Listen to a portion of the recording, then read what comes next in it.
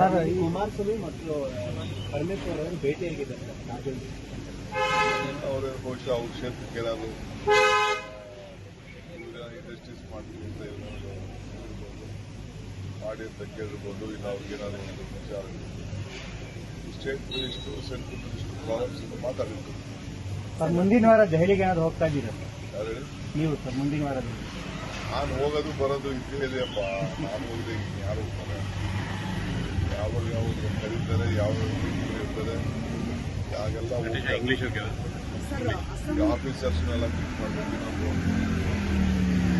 ನಾವು ಯಾವ urban planning ಅದ್ರ ಬಗ್ಗೆ ಕೂಡ ಒಂದು ಡೀಟೇಲ್ ಬಂದಿದೆ. ನಮ್ಮ ಆಫೀಸರ್ಸ್ ಕಳಿಸ್ತಾ ಇದ್ದೀವಿ. ನಾಳೆ ನಾಡಿದ್ದು ನಮ್ಮ ಆಫೀಸರ್ಸ್ ಹೋಗ್ತಾರೆ. ಅದ್ರ ಬಗ್ಗೆ ನಮ್ಮ ಒಂದು ಡಿಮ್ಯಾಂಡ್ ಆಗ್ತಾ ಇದೆ. Sir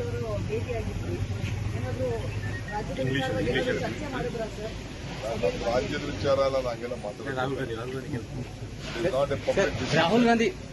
Rahul Gandhi tweeted against the tariff issue, sir, and he also slams PM Modi. How do you look at that, sir? See, Rahul Gandhi is doing whatever is in the interest of the country. When there is a tariff problem, every small farmer of this country will be affected. Every business of this country will be affected. So anything which has been decided, discussed, should be openly debated. That is what our leader Rahul Gandhi's desire is.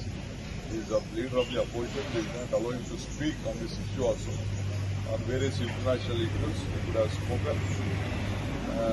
It is very unfortunate that the leader of the opposition has not been given an opportunity to discuss various subjects. So whatever Rahul Gandhi is doing is working in interest of the country. Sir,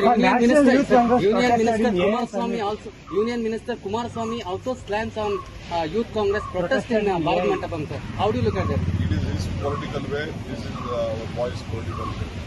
We will discuss with them. I don't know who has guided them. Let me discuss later. CM ನಾನಿಬ್ಬರು ಹೋಗಿ inaugurate ಮಾಡ್ತೀವಿ. ನಾಳೆ ಬೆಳಗ್ಗೆ ನರೇಗಾದು ಚಿಕ್ಕಬಳ್ಳಾಪುರ ಜಿಲ್ಲೆ, ಕೋಲಾರ ಜಿಲ್ಲೆ ಸೇರಿಸಿ ಒಂದು ದೊಡ್ಡ ಕಾರ್ಯಕ್ರಮವನ್ನು ನಾವು ನರೇಗಾ ವಿಚಾರದಲ್ಲಿ ನಮ್ಮ ಹೋರಾಟ ನಡೀತಾ ಇದೆ. ಸುರ್ಜಿವಾಲ ಅವರು ಬರ್ತಾ ಇದ್ದಾರೆ. ಎಲ್ಲ MLAಗಳು ಕೂಡ ಬರಬೇಕು. ಈಗಾಗಲೇ ಅನೇಕ ಕ್ಷೇತ್ರಗಳಲ್ಲಿ ಎಲ್ಲ ಪಾದಯಾತ್ರೆ ಕೂಡ ಮಾಡಿದ್ದಾರೆ.